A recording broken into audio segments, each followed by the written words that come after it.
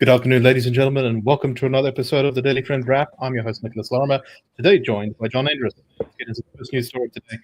And this is about the country's continuing discussion on the policy of Black economic empowerment, BEE.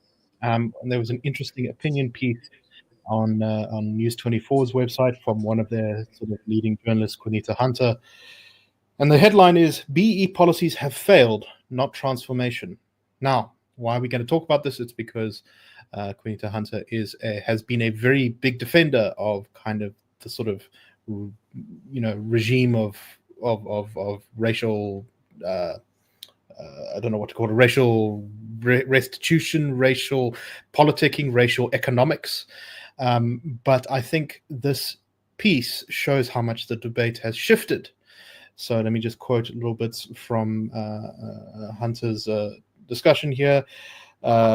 She talks about how the government's ambitious, what she calls an ambitious 3% growth target, is either a realistic goal or a pipe dream. And then she says, spoiler, it's the latter, which is, I think, something both of us would agree with.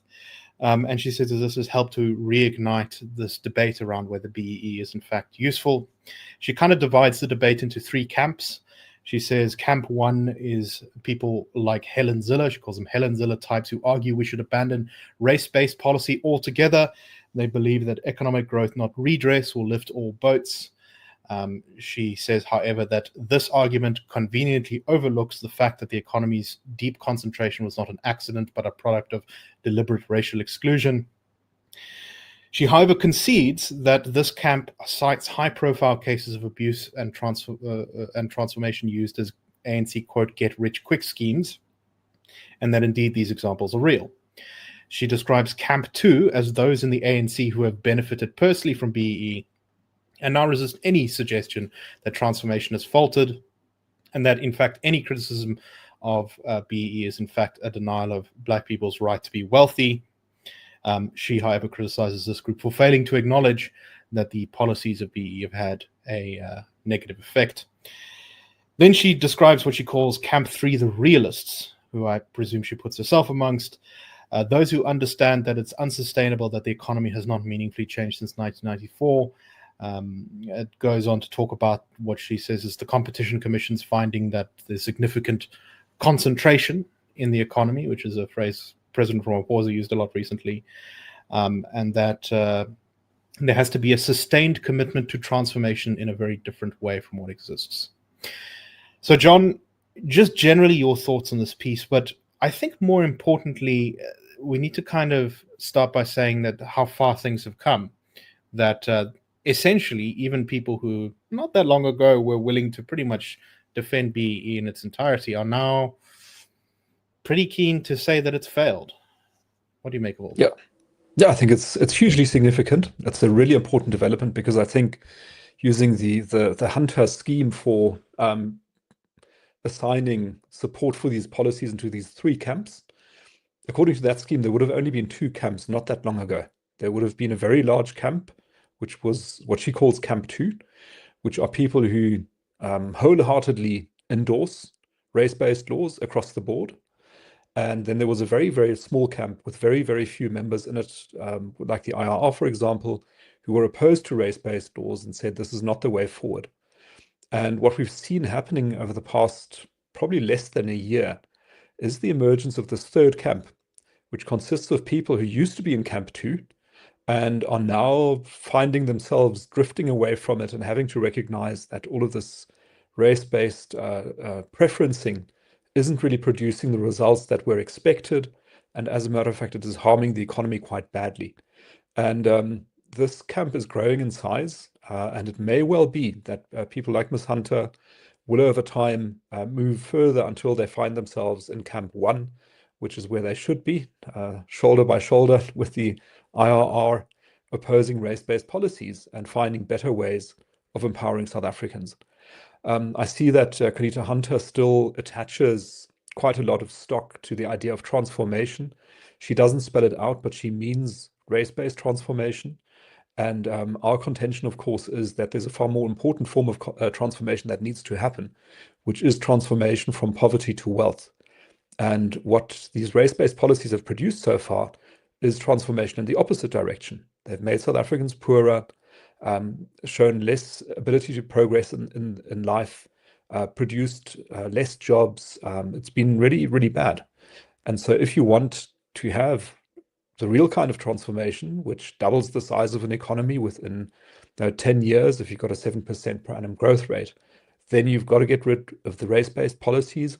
There's a few other things you have to do as well, but that really is what you should be aiming for as a nation in your policy making. Nick?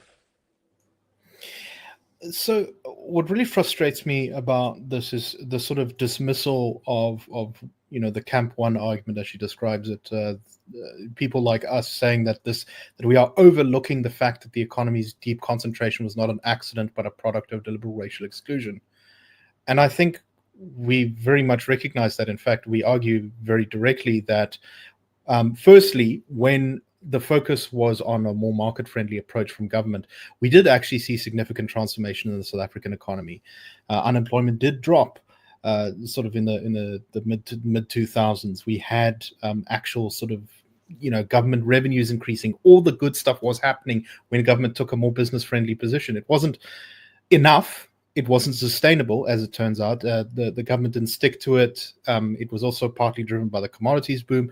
But the point was that the case we're making actually has been proven by South Africa's own history to a degree. And there's sort of almost a sleight of hand here, an assumption that, it's impossible that people will break the sort of patterns of the economy unless there's a government hand to force racial social engineering. But I think this is just it's almost like a bit of a conspiracy theory that there's all these kind of capitalists with bags with sort of rand signs on them, smoking cigars in a clubhouse somewhere, who are saying, "Oh, let's exclude more people from the economy so we can pay them low wages," which is not really how economics works. What's your response to that line of thinking, John? Well, I would say that our economy does demonstrate elements of concentration in various sectors. It's a small economy. And so highly efficient businesses, or those that are able to leverage their market power, are able to concentrate a lot of resources in one sector. That does happen. I would just say that we have seen quite a lot of transformation in that area already in terms of race-based transformation, but it has not been cost-free. And I think the claim that has been made by the proponents of race-based transformation is that this can be done in a cost-free way. In other words, you can change ownership ratios, employment ratios, et cetera, without incurring any economic cost, and therefore, it's a win-win. You should be doing it, and that turns out not to be true. There is an economic cost, and it's a very high cost, and that is why a different approach should be pursued. One more point to add to this is that there is a very high level of concentration of capital in certain areas of the economy, and that is where you look at state-owned enterprises. So if you look at Eskom, with 80 or 90% control of the electricity market, or you look at Transnet with 100% control of the rail market, you look at PRASA with probably close to 100% control of the passenger rail market, you look at the ports, which are mostly controlled by the government, you look at water. Across all of these resources, there's a very high level of capital concentration in the hands of the state, producing very bad results. So if we want to reduce the levels of concentration, maybe that is where we should start. We should start by privatizing a lot of state-owned enterprises, or at least bringing a lot of more private sector involvement into them so that performance can improve in those areas. Nick?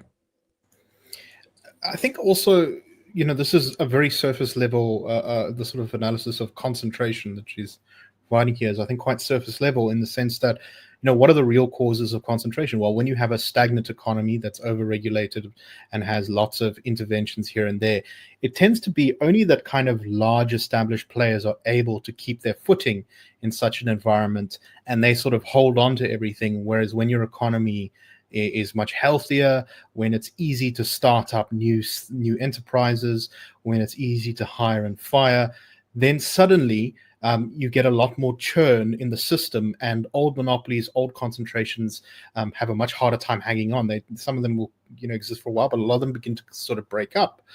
And that's the real cause. The fact, if there's no economic growth, then there's no new stuff coming into the system to break up these sort of concentrations. So, I think the complaint about concentration actually only makes our point for us, which is that we need growth in order to actually break up the sort of static way that things are currently. And if you don't have growth, you're just going to have more people fighting over the same, 50 rand. Yeah. So, and there's just a really important point to add onto what you're saying, which is quite correct, which is that in many cases, government regulation imposes barriers to entry, barriers to new market entrants. And therefore, you don't get the dynamism in the market economy that will reduce concentration, introduce a greater variety of market actors, allow new companies to rise to the top. Often it's actually government policy that prevents that from happening. So deregulation, making it easier for new market entrants to come in, really would help a lot to reduce concentration, if that really was the goal of the government. Exactly right. I think, though, however, that this is a very positive sign as to the quality of this discussion about BEE, and I think the country is indeed moving in a positive direction on this policy question, even if we are not there yet, and even if the legislation isn't about to be changed. But I think the ideological battle is turning around, and I think that is only a good thing for millions of unemployed South Africans. Okay, let's move on to our next story. And this is fallout from the meeting between President Ramaphosa and President Trump in the White House, where President Ramaphosa was, quite frankly, sort of embarrassed by the fact that we have such a ridiculously high murder rate. And you had this bizarre spectacle of the South African delegation saying, no, we're not just trying to, it's not just white people who are being murdered in South Africa. It's everyone who's being murdered in South Africa, which is not, it may be true, but it's not exactly the world's strongest defense of your position and your country. And so there is now discussion in the Justice and Crime Prevention and Security Cluster to discuss this issue and provide aggressive solutions to South Africa's crime problem, according to some reporting in, I think it was Business Live. My first sort of point is, okay, so it took us getting embarrassed on the international stage to be concerned about the fact that, sort of over 60 people a day are being murdered. But that being said, in terms of murder rate, there has actually been some minor success in the last couple of years, since 2022, when the murder rate, I think, peaked. In the first quarter, at least, things have been getting a little bit better. It's still very high. The Minister of Police, Senzo Machuno, said murder is now showing a decline, but is still at high levels. We need to contrast this with the lived experience of South Africans. We are low on technology, and the equipment we are using is oldish, and the thugs have learned we are behind. In a partnership, Business Against Crime and SA is willing to pay, and discussions are in an advanced stage. New technology has to be brought to the center, and we are now considering buying above our budget. We need drones and track and trace systems urgently. I think that would be useful, but it's ignoring the larger problems of the just sort of general dysfunction of the police to do basic tasks. They're overstretched. There are too few of them. They do not have discipline. Morale is low. All these kind of factors, which are a much bigger impediment, I think, than not having drones. Your thoughts, John? Yeah, I agree. So it's one of those cases where you don't want to look a gift horse in the mouth. So the entire Trump-Ramaphosa interaction was quite unedifying. And Trump was very much focused on the white genocide story. But if it got attention to high crime rates in South Africa, that's probably a good thing. If it embarrassed the government into action, that's a good thing, even if it's very late. And we've lost probably over 500,000, I think over 600,000 South Africans who've been killed, murdered since 1994. So just a vast number of people who've lost their lives unnecessarily in many cases, probably in all cases if they were murdered over the past 30 years. That needs to be addressed. Addressing that is not going to be sufficient to just look at technology. As you say, drones will be nice, and track and trace technology will be nice, but ultimately it really needs the police services, the law enforcement services, and the criminal justice system, I think, to pull their collective socks up and take a serious hard look at how to get the crime rate down. It was encouraging to see the murder rate decline, I think, by 12% in the first quarter. At this stage, we don't know if that was a blip or if it will be sustained, but it is a number of lives saved already compared to previous quarters. And let's hope this is sustained and continued. That will go a long way towards making South Africa a better country. Yes.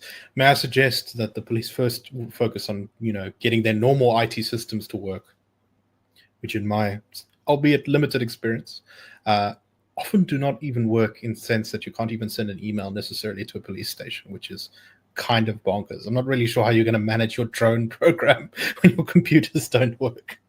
But this is one of the great sores that has bedeviled South Africa since the 90s. It is just a continuing endless human tragedy, and getting this murder rate lower is of vital importance to the state function. And as we were discussing in our morning meeting amongst ourselves today, it's also a part of the economic growth recipe. Could you just unpack that a bit, John? Yeah, so the comment is often made that high unemployment rates lead to high crime because people are idle, plus they're hungry, so they turn to crime to keep themselves busy and to feed themselves. But what's often missed is that the converse is also true, that high crime rates lead to high unemployment. Because when crime is as high as it is in South Africa, it depresses investment, it reduces growth prospects, and that means that there are fewer jobs and more unemployed people. And so, looking at from both directions, tackling the crime problem really is essential. It's to protect the life, property, and liberty of South Africans, but also to get economic growth going, to start creating jobs, and to give people better chances in their lives. It really is vital that we get crime under control. All right, that's all the time we have for today. Thank you very much for watching. We will see you tomorrow on the Daily Friend Wrap. Cheers, everyone. That's a wrap. The Daily Friend Show and The Daily Friend are a project of the Institute of Race Relations, the IRR. The IRR is a think tank which was founded in 1929 to study race relations in South Africa and works to change government policy to improve race relations through non-racialism and to ensure the prosperity of all South Africans. If you like our work and would like to support us, please go to irr.org.za and click Support the IRR, or you can go to thedailyfriend.co.za and click the Fund Us